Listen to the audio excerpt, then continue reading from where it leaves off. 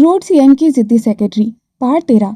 वरदान की बात सुनकर उनकी उंगलियां टैबलेट के किनारे पर कस गई थीं। उन्होंने कभी सपने में भी नहीं सोचा था कि उनका अनुशासन प्रिय और सख्त बेटा उनके सामने खड़ा होकर उन्हें नॉक करने की नसीहत देगा, जबकि वह इकलौती ऐसी इंसान थी जिन्हें वरदान के कमरे तक आने की इजाज़त थी। सुलोचना जी ने एक नज़र वर्तिका पर डाली, जो अभी भी सिहर रही थी और अपनी साड़ी का पल्लू कसकर पकड़े हुए थी। फिर उन्होंने वरदान के चेहरे की उस चट्टान जैसी दृढ़ता को देखा। उन्हें समझ आ गया था कि इस वक्त बहस करना बेकार है। वरदान की आंखों में जो खतरनाक जुनून था, वह साफ कह रहा था कि वह अब पीछे नहीं हटने वाला है।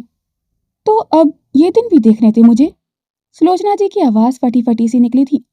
उन्होंने तिरस्कार भरी नजरों से एक बार फिर उस टैबलेट को देखा जिस पर अवैध संबंध वाली हेडलाइंस चल रही थी। उनका चेहरा गुस्से से तमतमा उठा था। बिना एक शब्द बोले उन्होंने अपनी साड़ी के पल्लू को झटके से संभाला और जोर से पैर पटकते हुए कमरे से बाहर निकल गई थी। सुलोचना जी के जाते ही कमरे में एक भारी सन्नाटा छा गया था। वर्तिका के सब्र का बांध टूट गया था। उसकी आंखों से आंसू बहकर उसके गालों पर लगी साड़ी की शिमर की चमक को भिगोने लगे थे। उसे यकीन नहीं हो रहा था कि जिस जॉब पर उसने खुद को साबित करने के लिए जान लगा दी थी, आज उसी को लेकर पूरी दुनिया में तमाशा बन रहा है। ये सब क्या हो रहा है? वर्तिका की रूंधी हुई आवाज गूंजी। मम्मी पापा, अगर उन्होंने ये न्यूज़ देख ली तो वो तो जीते जी मर जाएंगे। उन्होंने हमेशा मुझे सिर उठाकर जीना सिखाया था और आज पूरी दुनिया के सामने मेरा नाम इस तरह। उनकी परवरिश पर सवाल उठ रहे हैं। वरदान, जो अभी भी सबके पीछे छुपे इंसान को पहचानने की कोशिश कर रहा था, लेकिन उसकी सारी सोच उस एक टूटती हुई लड़की पर आकर ठहर गई थी। उसने देखा कि कैसे वर्तिका का आत्मविश्वास, जो कभी उसकी सबसे बड़ी ताकत था, आज इन झूठी सुर्खियों के नीचे दबकर दम तोड़ रहा था। बिना एक पल की देरी किए वरदान आगे बढ़ा और उसने कांपती हुई वर्तिका को अपने मजबूत सीने से लगा लिया था। वर्तिका का चेहरा उसकी शर्ट में छिप गया था और उसकी रुलाई और तेज हो गई थी। वरदान ने उसे कसकर थाम लिया था, जैसे वह उसे दुनिया की हर बुरी नज़र और हर जहरीले शब्द से बचा लेना चाहता हो। उसने वर्तिका के कान के पास झुककर बहुत ही शांत लेकिन अडिग आवाज में कहा, I will handle this, don't bother. मैं ये सब संभाल लूंगा, तुम फिक्र मत करो। उसने हल्के से उसका चेहरा उठाया और बिना कुछ कहे उसके माथे पर अपने होठ रख दिए थे। एक छोटा सा स्पर्श, लेकिन उसमें एक वादा था कि अब उसे कोई और छू भी नहीं पाएगा। और इतना कहकर वह कमरे से बाहर निकल गया था। वरदान जैसे ही कमरे की चौखट के बाहर निकला, उसके चेहरे पर वर्तिका के लिए जो नरमी थी, वह पल भर में काफूर हो गई थी। उसकी आंखों में अब एक ऐसी सड़लहर थी जो किसी को भी जमा देने के लिए काफी थी। जब वह कॉरिडोर में तेजी से आगे बढ़ा तो हवा की सरसराहट भी जैसे थम गई थी। उसकी मुट्ठियां इतनी जोर से कसी हुई थी कि साफ दिख रहा था कि वे अपने भीतर के उस खतरनाक जुनून को बस फटने से रोके हुए है। सामने खड़ा मदन, जो सालों से वरदान के साथ था, उसे देखते ही समझ गया कि आज कोई बहुत बड़ी आफत आने वाली है। वरदान ने चलते चलते ही रुककर मदन की ओर देखा। उसकी आवाज में वह भारीपन और डोमिनेटिंग पावर थी जिससे बड़े बड़े मंत्री भी थर्राते थे। मदन। वरदान की आवाज किसी ठंडी छुरी की तरह गूंजी। जी सर। मदन ने सिर झुकाकर तुरंत attention the. Arrange the press conference right now. 30 minute में हर चैनल, हर कैमरा। मैं इंतजार नहीं करता। वरदान का ऑरा इतना पावरफुल था कि शांति वाटिका के बाहर खड़े गार्ड्स ने भी अनजाने में अपनी गर्दनें झुका ली थी। मदन ने कुछ कहने के लिए मुंह खोला ही था, पर वरदान की आंखों में जलती उस आग को देखकर उसकी हिम्मत नहीं हुई थी। अगले आधे घंटे में शहर का हर न्यूज़ चैनल, हर कैमरा, हर माइक्रोफोन एक ही जगह इकट्ठा हो चुका था, क्योंकि आज वरदान सिंह शेखावत सिर्फ जवाब नहीं देने वाला था, तबाही मचाने वाला था। कॉन्फ्रेंस हॉल के भारी दरवाजे जैसे ही खुले, अंदर का शोर एक झटके में सन्नाटे में बदल गया था। फ्लैशलाइट्स की चमक और कैमरे के लेंस वरदान की ओर मुड़ गए थे, जो अपने चिरपरिचित सख्त चाल के साथ पोडियम की तरफ बढ़ रहा था। उसका चेहरा किसी ठंडे संगमरमर की तरह सपाट था, जिसमें भावनाओं का कोई नामो निशान नहीं था, सिर्फ एक खौफनाक अनुशासन और डोमिनेटिंग ऑरा था। जैसे ही वरदान पोडियम पर खड़ा हुआ, उसने एक सरसरी निगाह पूरे हॉल पर डाली। उसकी आंखों में वह सड़लहर जिस पत्रकार पर पड़ी, उसने अनजाने में ही अपनी नजरें झुका ली थी। वरदान बिना माइक को छुए खड़ा था, फिर भी उसकी आवाज पूरे हॉल पर हुकूमत कर रही थी। अपने कैमरे नीचे रख दीजिए और अपने सवाल अपने पास रखिए। उसकी नजरें एक एक करके चेहरों पर घूमी, क्योंकि अगले 10 मिनट यहाँ कोई सवाल नहीं पूछेगा, सिर्फ मैं बोलूंगा। पूरा हॉल जड़ हो गया था। वरदान ने धीरे से पोडियम पर अपनी उंगलियां रखी, मुट्ठियां कसी हुई थी, लेकिन आवाज खतरनाक तौर पर शांत थी। एक मुख्यमंत्री के तौर पर मैंने 11 महीने 21 दिन काम किया है। ये टाइम कम नहीं है। अगर 11 महीने के लिए भी अधिकार आपके हाथ में हो तो आप बहुत कुछ कर सकते हैं। ट्रैफिक रूल्स या किसी भी किस्म के रूल्स को ना मानते हुए जब लोग मनमानी करते हैं तो उन्हें डिसिप्लिन में लाया जा सकता है। गवर्नमेंट स्कूल जो बंद होने की कगार पर हैं, जो अपनी पहचान खो चुके हैं, उन्हें शुरू किया जा सकता है। इस स्टेट के सारे कॉन्ट्रैक्टर्स, ऑफिसर्स, डॉक्टर्स, जिनका पॉलिटिक्स से कोई लेना देना नहीं, सुधारे जा सकते हैं। जनता की सेवा के लिए नेता चुने जाते हैं, लेकिन जैसे ही वो नेता बनता है वो कानून को, व्यवस्था को और राजनीतिक संपत्ति को अपनी जागीर समझता है। सॉरी, बट ऐसे भ्रष्टाचारी नेता को डराया जा सकता है। ये नेता सत्ता में आकर भूल जाते हैं कि वो जनता के नौकर हैं और जनता उनकी मालिक है, और फिर वही लोग तानाशाही कर लोगों पर राज करते हैं। ऐसे भ्रष्टाचारी नेताओं को सबक सिखाया जा सकता है। सालों तक अनसुनी की गई गांव की सारी समस्याओं को उसी गांव में रहकर समझा जा सकता है, उन्हें हल किया जा सकता है। उनके संवैधानिक और मौलिक अधिकार उन तक पहुंचाए जा सकते हैं। बस ऐसे। अगर सिर्फ 11 महीने और 21 दिन में इतना सब कुछ किया जा सकता है, तो फिर 5 सालों में आप ही सोचिए क्या कुछ नहीं किया जा सकता। I know this. प्रधान ने नजर उठाकर सामने देखा, लेकिन मीडिया के चेहरे पर कोई दिलचस्पी नहीं थी। उसने एक गहरी सांस ली और बोला, मुझे लगता है कि इन सब बातों से आपको कोई मतलब नहीं है, पर मेरी पर्सनल लाइफ में क्या चल रहा है वो जानना आपके लिए ज्यादा इम्पोर्टेंट है। सुबह से कुछ सस्ती हेडलाइंस बाजार में घूम रही हैं। अवैध संबंध, सत्ता का दुरुपयोग, स्पेशल कॉन्ट्रैक्ट, बड़े भारी शब्द इस्तेमाल किए हैं आप लोगों ने, लेकिन शायद आप भूल गए कि आप किसके बारे में बात कर रहे हैं। एक निडर पत्रकार ने हिम्मत जुटाकर पूछा, सर लेकिन वो तस्वीरें और कॉन्ट्रैक्ट के पेपर्स, वो। बस अभी इतना ही कह पाया था कि वरदान की नजर उस पर ऐसे पड़ी जैसे किसी ने उसकी आवाज का गला दबा दिया हो। मैंने कहा कोई नहीं बोलेगा। वरदान ने उसकी बात को बीच में ही काटते हुए दहाड़ा। उसका लहजा और भी गहरा हो गया था। हॉल फिर से सन्नाटे में डूब गया था। वरदान की आंखें अभी भी उसी पत्रकार पर टिकी थीं। फिर उसने बेहद धीमे लेकिन काटती हुई आवाज में कहा, आपको कॉन्ट्रैक्ट के बारे में जानना है ना? उसने हल्का सा सिर झुकाया, जैसे किसी निष्कर्ष पर पहुंच गया हो। ठीक है, आज आपको सब समझ आ जाएगा। वरदान ने बिना पीछे देखे कहा, मदन जस्ट नाउ।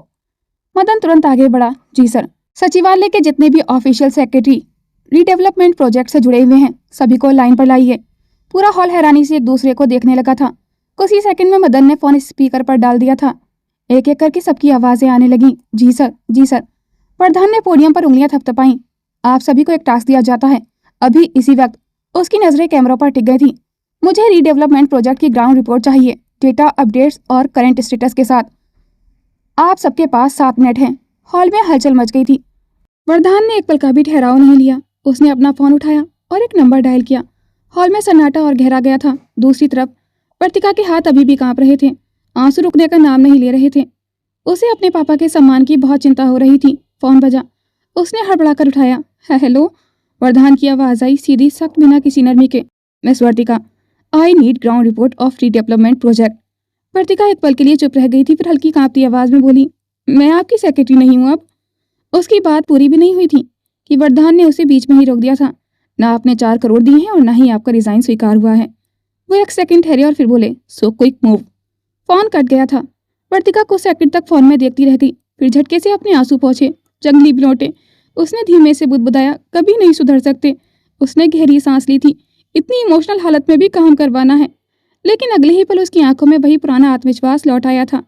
वर्तिका में एक बात तो थी, उसके हालात चाहे जैसे हों, पर जहां काम की बात आती थी, शी इज अनस्टॉपेबल।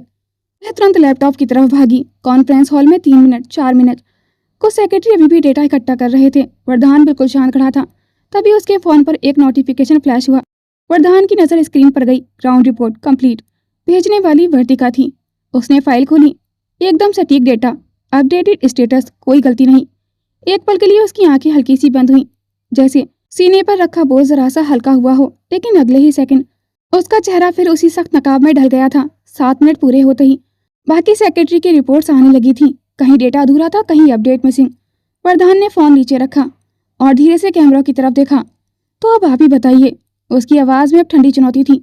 जिसे 7 मिनट दिए गए वो 8 मिनट में भी अधूरी रिपोर्ट देता है। और उसने हल्का सा फोन उठाया, जो 5 मिनट में बिना एक गलती के पूरा डेटा दे देता है। वो 1 मिनट ठहरे और फिर गरजते हुए बोले, आप किसे चुनते? इस प्रोजेक्ट पर 6 ऑफिशियल सेक्रेटरी काम कर रहे थे, लेकिन ग्राउंड रियलिटी समझने के लिए मुझे किसी ऐसे इंसान की जरूरत थी जो फाइल नहीं सच्चाई पढ़ सके, और वो थी वर्तिका। हाँ, मैंने पर्सनली अनऑफिशियल सेक्रेटरी हायर की थी because she is hard working. पूरा हॉल खामोश था, किसी के पास जवाब नहीं था। और उसी सन्नाटे में वरदान ने आखिरी बार किया, अगली बार हेडलाइन बनाने से पहले काबिलियत देख लिया कीजिए। हॉल में वरदान की गर्जना के बाद ऐसा सन्नाटा छा गया था जिसे चीरने की हिम्मत किसी में भी नहीं थी। लेकिन तभी पीछे की कतार से एक वरिष्ठ पत्रकार खड़ा हुआ। उसकी आंखों में चमक थी, जैसे उसे वह सिरा मिल गया हो। जिसे पूरी दुनिया ढूंढ रही थी। सर, मान लिया कि मिस वर्तिका एक बेहतरीन प्रोफेशनल है और उनकी काबिलियत पर शक नहीं किया जा सकता, लेकिन क्या आप बता सकते हैं कि आपने उनसे शादी क्यों की? हमारे सोर्सेज का कहना है कि वह आपके छोटे भाई की मंगेतर थीं। फिर अचानक मुख्यमंत्री का अपनी होने वाली भाभी से शादी कर लेना, क्या यह महज इत्तेफाक है या इसके पीछे कुछ और है? वरदान की आंखों में एक पल के लिए ज्वाला दहकी, लेकिन उसने खुद पर काबू पा लिया था। उसने एक गहरी और बोझिल सांस ली। उसका ऑरा अब भी डोमिनेटिंग था, पर उसमें एक मानवीय गहराई आ गई थी। मैं एक मुख्यमंत्री हूँ, वरदान ने शांत लेकिन वजनी आवाज में कहा, लेकिन मैं एक इंसान भी हूँ। अगर मैं एक सम्मानित पद पर बैठा हूँ तो इसका मतलब यह कतई नहीं कि मेरे सीने में दिल नहीं है या मुझे किसी से प्यार नहीं हो सकता। और ऐसा संविधान के किस पन्ने पर लिखा है कि एक मुख्यमंत्री को अपनी सेक्रेटरी से प्यार करने का अधिकार नहीं? हाँ, ये बात सच है कि वो मेरे भाई से शादी करने वाली थी, पर उनके दूर जाने के बाद मुझे एहसास हुआ I can't live without her. Hall में फुसफुसाहट शुरू ही हुई थी कि एक महिला रिपोर्टर ने तीखे लहजे में बीच में ही टोक दिया, मगर अफवाह तो यह है सर कि आपकी सेक्रेटरी आपको फंसाना चाहती थी। जब आप पर उनका जादू नहीं चला तो उन्होंने आपके छोटे भाई के जरिए आप तक पहुंचने के लिए शादी की हाँ की थी। क्या ये सच नहीं कि? खामोश। वरदान का मुक्का पूरी ताकत के साथ मेज पर पड़ा था। धड़ाक की आवाज से पूरा हॉल दहल गया था। मेज पर रखा कांच का गिलास थरथरा कर गिर पड़ा था। वरदान अपनी जगह से आधा झुका। उसकी आंखें खून की तरह लाल हो चुकी थीं और गर्दन की नसें गुस्से से तन गई थीं। अपनी जुबान को लगाम दीजिए। वरदान की आवाज किसी घायल शेर की दहाड़ जैसी थी।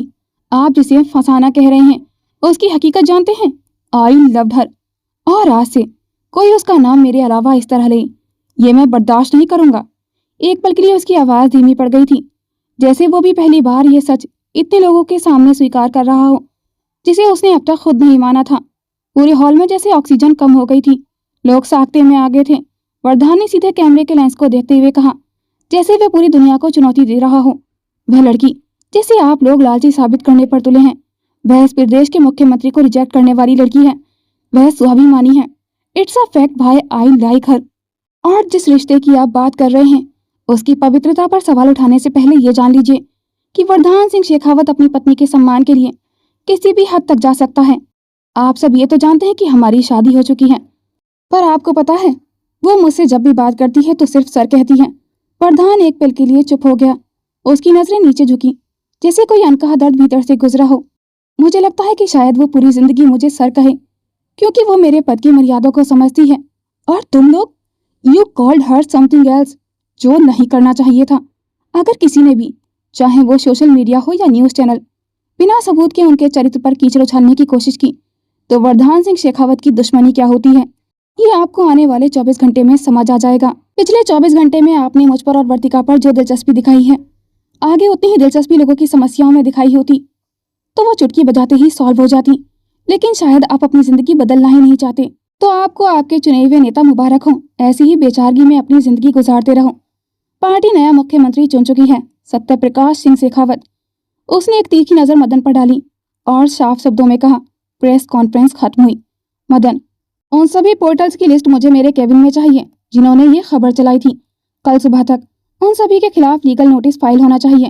बिना किसी सवाल का इंतजार किए वरदान मुड़ा और हॉल से बाहर निकल गया था।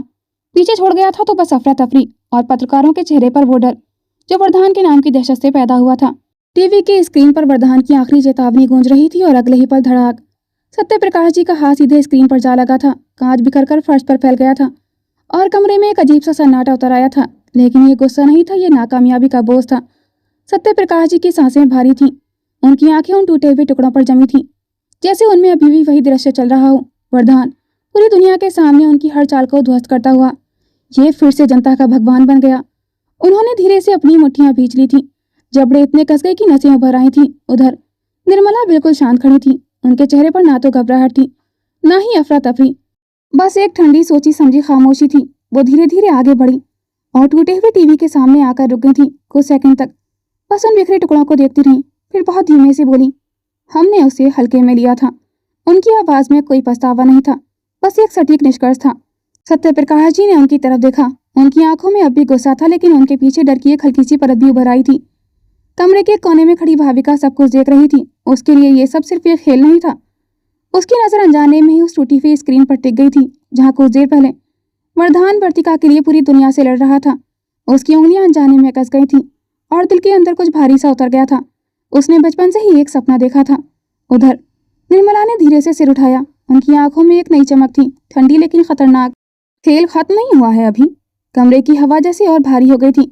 सत्यप्रकाश जी एक कदम आगे बढ़े, जैसे किसी जवाब का इंतजार कर रहे हों। निर्मला ने खिड़की से बाहर देखा, जहां दूर शहर की लाइट टिमटिमा रही थी, और फिर बहुत शांत स्वर में बोली, वरदान को हराना है तो उसकी ताकत पर वार नहीं करेंगे। उनकी नजर धीरे धीरे भाविका पर जाकर रुकी। उसकी कमजोरी पर करेंगे। वो लड़की वरदान से नफरत करती है, बस उसकी नफरत को थोड़ी और हवा देनी है। भाविका की सांस एक पल को थम गई थी। कमरे में कोई कुछ नहीं बोला, लेकिन सब समझ चुके थे कि अब इस खेल में अगला निशाना कौन होने वाला है। सचिवालय के बाहर का नजारा पूरी तरह बदल चुका था। वरदान की दहाड़ ने जैसे सोए हुए शेर को जगा दिया था। चंद मिनट पहले तक जो लोग टीवी स्क्रीन पर मसालेदार हेडलाइंस का मजा ले रहे थे, अब उनके दिलों में अपने मुख्यमंत्री के प्रति एक नया सम्मान उमड़ पड़ा था। सड़कों पर गाड़ियों का पहिया थम गया था। देखते ही देखते हजारों का हजूम सचिवालय की ओर बढ़ने लगा। लोगों के हाथों में ना कोई झंडा था, ना कोई बैनर, बस एक ही आवाज थी, हमें हमारे सीएम वापस चाहिए। बुजुर्गों से लेकर युवाओं तक हर कोई चिल्ला रहा था, सत्यप्रकाश मुर्दाबाद, उसे कुर्सी से हटाओ, वरदान सिंह शेखावत को वापस लाओ। विपक्ष के दफ्तरों में सन्नाटा पसर गया था। जो नेता वरदान के इस्तीफे की तैयारी में मिठाई बांटने वाले थे, अब अपनी कुर्सियां छोड़कर भागने के रास्ते रहे थे। पार्टी के हाईकमान तक ये संदेश पहुंच चुका था कि अगर वरदान को वापस नहीं लाया गया तो ये जनसैलाब पूरे सचिवालय को घेर लेगा। मदन हांफते हुए वरदान के पीछे भाग रहा था। बाहर हजारों की भीड़ वरदान सिंह शेखावत के नाम के नारे लगा रही थी। पुलिस के आला अधिकारी पसीने पहुंच रहे थे। सर प्लीज, जनता बेकाबू हो रही है, वो बस आपको एक बार देखना चाहते हैं।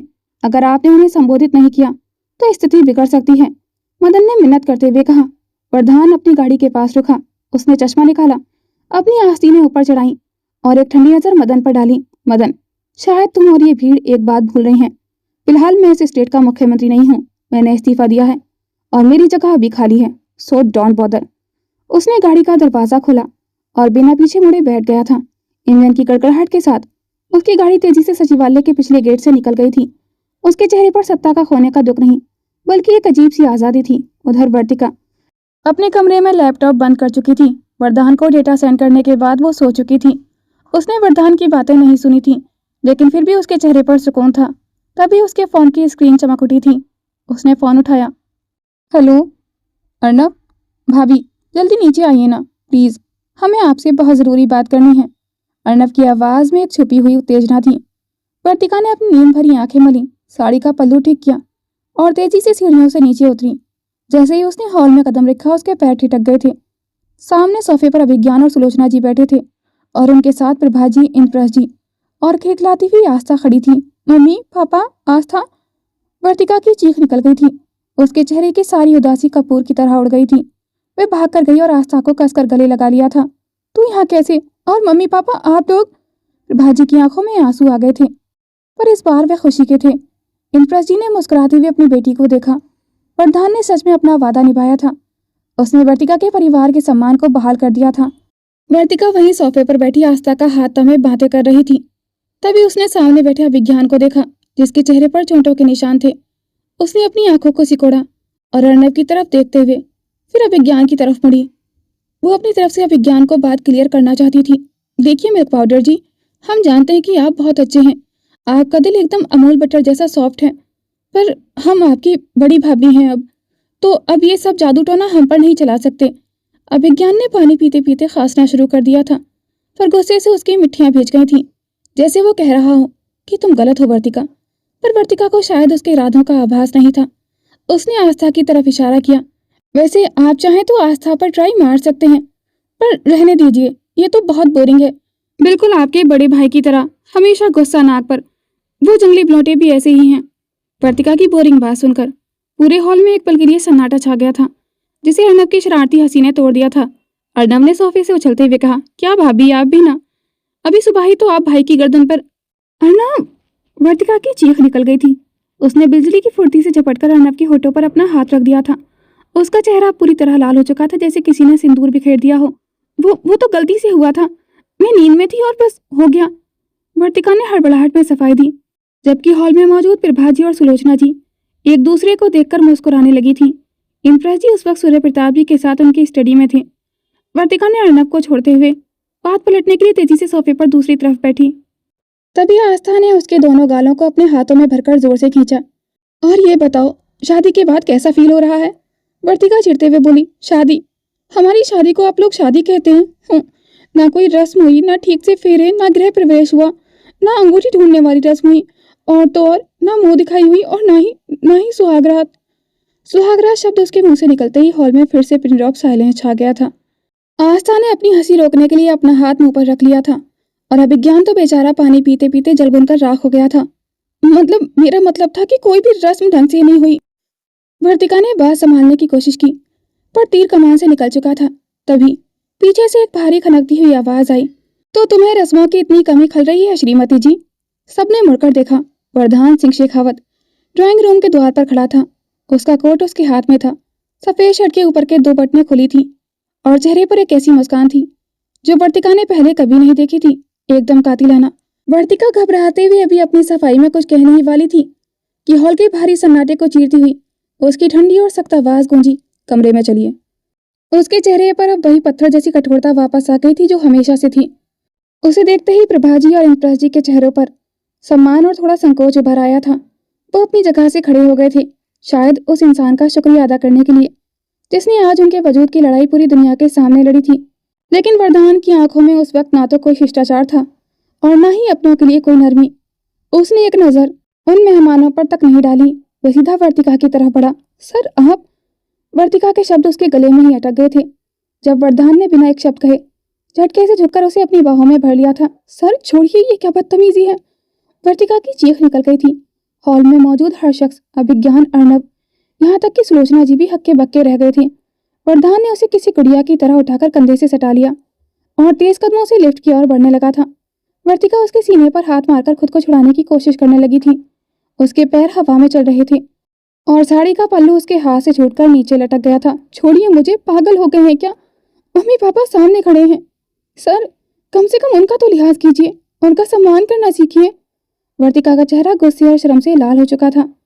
उसने इंद्रप्रस्थ जी की तरफ देखा जो इस अचानक हुए विवाद से स्तब्ध खड़े थे। वरदान के कदम नहीं रुके। लिफ्ट का दरवाजा खुला और वह उसे लेकर अंदर दाखिल हो गया था। उसने अपनी कोहनी से बटन दबाया और वर्तिका की आंखों में आंखें डालकर बेहद रूखे स्वर में बोला, सम्मान और संस्कार, आज के लिए इतना काफी है वर्तिका। मैंने अपना वादा पूरा किया, तुम्हारे परिवार को यहाँ ले आया।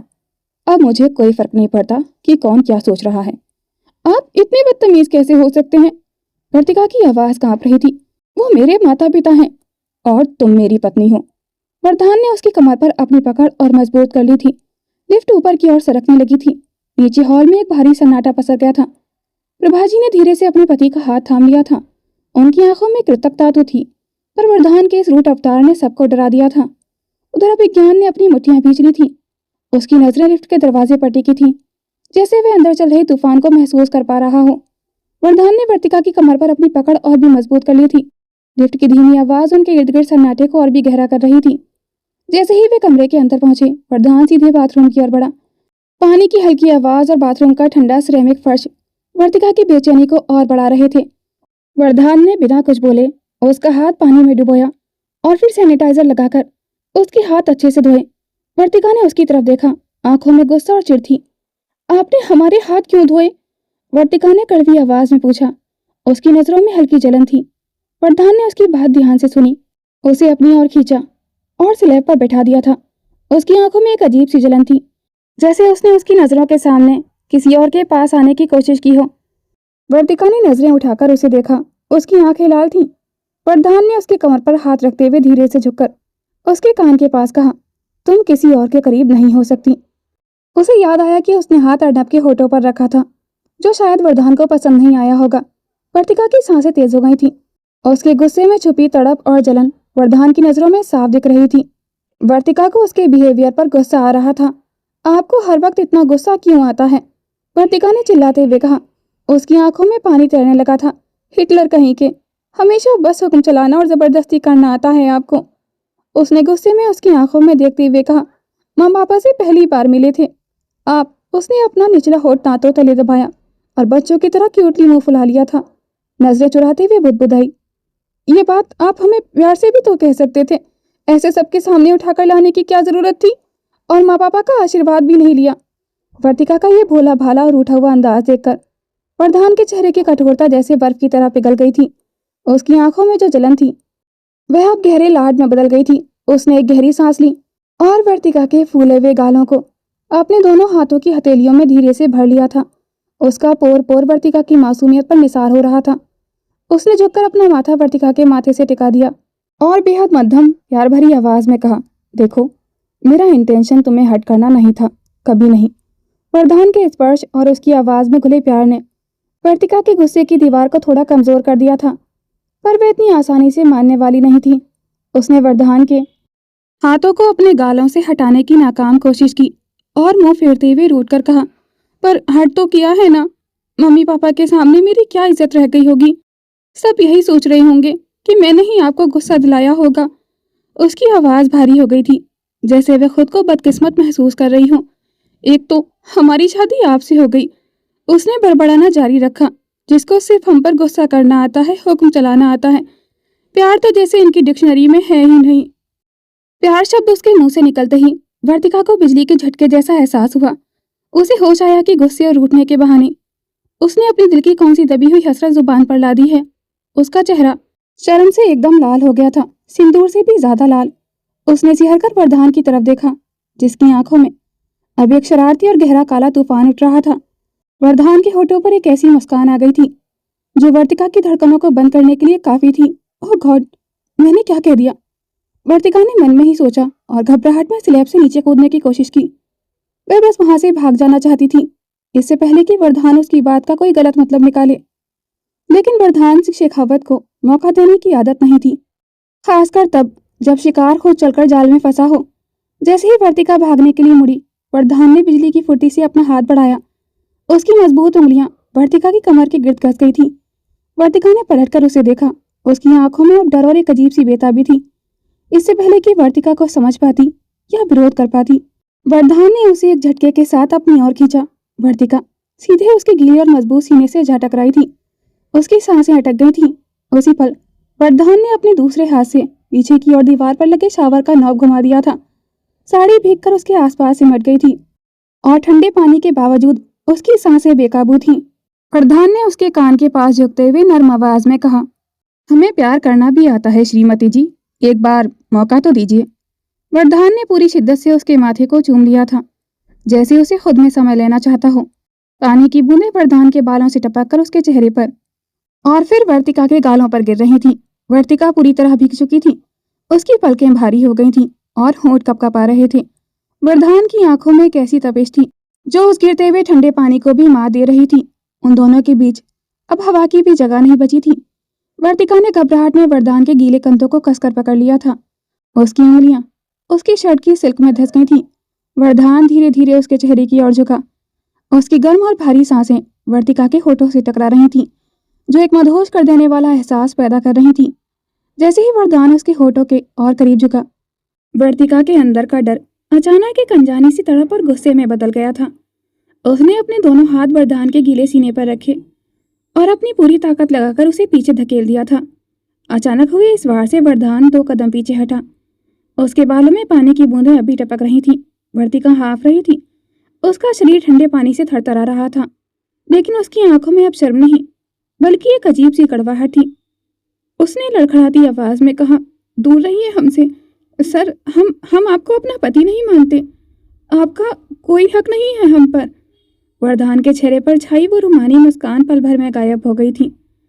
उसकी आंखें ठंडी पड़ गईं और चेहरा सख्त हो गया था। वह धीरे धीरे वर्तिका की ओर बढ़ा। उसकी चाल में एक शिकारी जैसी खामोशी थी। हक, वरदान ने फुसफुसाते हुए कहा। उसकी आवाज में एक धार थी।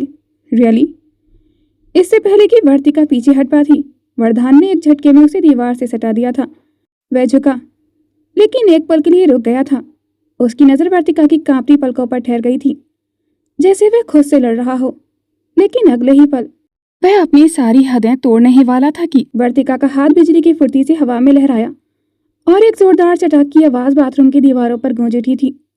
वर्तिका का थप्पड़ वरदान के गाल पर छप गया था। I hate you.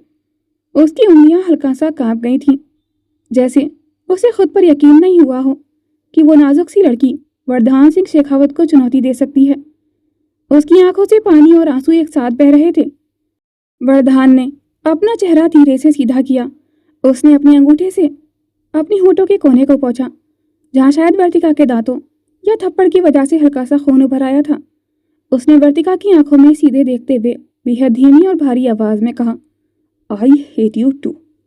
उसकी आवाज में नफरत कम और टूटा हुआ अहंकार ज्यादा था। उसने अपना हाथ हटाया और वर्तिका के चेहरे के बेहद करीब आकर रुक गया था। लेकिन एक बात कान खोल कर सुन लो, आइंदा किसी और के करीब जाने से पहले 100 बार सोचना, क्योंकि तुम मुझे अपना पति मानो या ना मानो, पर दुनिया की नजरों में तुम सिर्फ वरदान सिंह शेखावत की बीवी हो। वर्तिका ने उसे पूरी ताकत से धक्का दिया। उसकी आंखों में आंसू नहीं, आग थी। आप सच में जानवर हैं सर। उसकी आवाज कांप रही थी, लेकिन हर शब्द चुप रहा था। आपकी माँ बिल्कुल सही कहती हैं। आपको औरतों की इज्जत करना कभी आया ही नहीं। वे एक कदम पीछे हटी। उसकी उंगलियां अब भी कांप रही थी, लेकिन उसने खुद को संभाला। आपको बस हक जताना आता है, छीनना आता है, प्यार करना नहीं। एक पल के लिए उसकी नजर वरदान की आंखों में अटक गई थी। आप जंगली हैं, हम मर जाएंगे, लेकिन आपको पति नहीं मानेंगे। और जिस रिश्ते में इज्जत नहीं होती ना, वो रिश्ता सिर्फ जबरदस्ती का होता है, शादी नहीं। वर्तिका की आंखें सूज गई थी। उसका चेहरा लाल था और वह डर से बुरी तरह कांप रही थी। उसके आंसुओं ने वरदान के पागलपन पर ठंडे पानी का काम किया था। उसका गुस्सा एक पल में आत्मग्लानि में बदल गया था। वरदान ने झटके से उसके हाथ छोड़ दिए और 2 कदम पीछे हट गया था। उसका सीना तेजी से ऊपर नीचे हो रहा था। उसने एक नजर उस लड़की की तरफ देखा जिसे उसने अभी अभी अपनी ताकत से डरा दिया था। बिना एक शब्द बोले वह बाथरूम से बाहर निकल गया था। दरवाजा जोर से बंद हुआ। वर्तिका वहीं दीवार के सहारे जमीन पर ढह गई थी। उसकी साड़ी भीग चुकी थी। वह अपने घुटनों में सिर छिपाकर फूट फूट कर रोने लगी थी। बाहर हजारों की भीड़ वरदान शेखावत के नाम के नारे लगा रही थी, और यहाँ अंदर वे एक टूटे हुए रिश्ते और अपनी सिस्कियों के साथ अकेली रह गई थी। रात के सन्नाटे में वरदान के पैर उसे कमरे से दूर हवेली के पीछे बने सुनसान पूल एरिया की तरफ ले गए थे। ठंडी हवा के झोंके भी उसके भीतर लगी आग को शांत नहीं कर पा रहे थे। जैसे ही वह पुल के किनारे पहुंचा, उसके सीने में एक तेज दर्द उठने लगा था। उसकी सांसें उखड़ने लगी थीं और गला जैसे किसी ने अंदर से भींच दिया हो। वरदान ने लड़खड़ाते हुए दीवार का सहारा लिया। उसे पैनिक अटैक आ रहा था। वह घुटनों के बल जमीन पर बैठ गया था। अचानक उसके कानों में आवाजें गूंजने लगी थीं, वो कड़वी और जहरीली आवाजें जिन्हें उसने बरसों से अपने भीतर दफन कर रखा था। सबसे पहले उसकी माँ सुलोचना जी की आवाजें गूंजी। आज तुमने साबित कर ही दिया वरदान कि तुम उसी गंदे खून की औलाद हो। तुम भी वही दरिंदे बनोगे जो तुम्हारा बाप था। फिर वर्तिका की चीख उसके कानों के पर्दे फाड़ने लगी थी। हम मर जाएंगे, पर आपको अपना पति नहीं मानेंगे। आप एक जंगली हैं। वरदान ने अपने दोनों हाथों से अपना सिर पकड़ लिया और जोर जोर से हिलाने लगा था। नहीं नहीं, वह चिल्लाया, लेकिन आवाज थी कि गले में ही घुट गई थी। तभी स्मृतियों का एक काला साया उसे बचपन की गलियों में खींच ले गया था। एक छोटा सा बच्चा जिसके कपड़े फटे हुए थे, एक आदमी के पीछे पागलों की तरह भाग रहा था। बाबा, रुकिए बाबा, मैं आपका बेटा हूँ। नन्हे वरदान की आवाज कांप रही थी।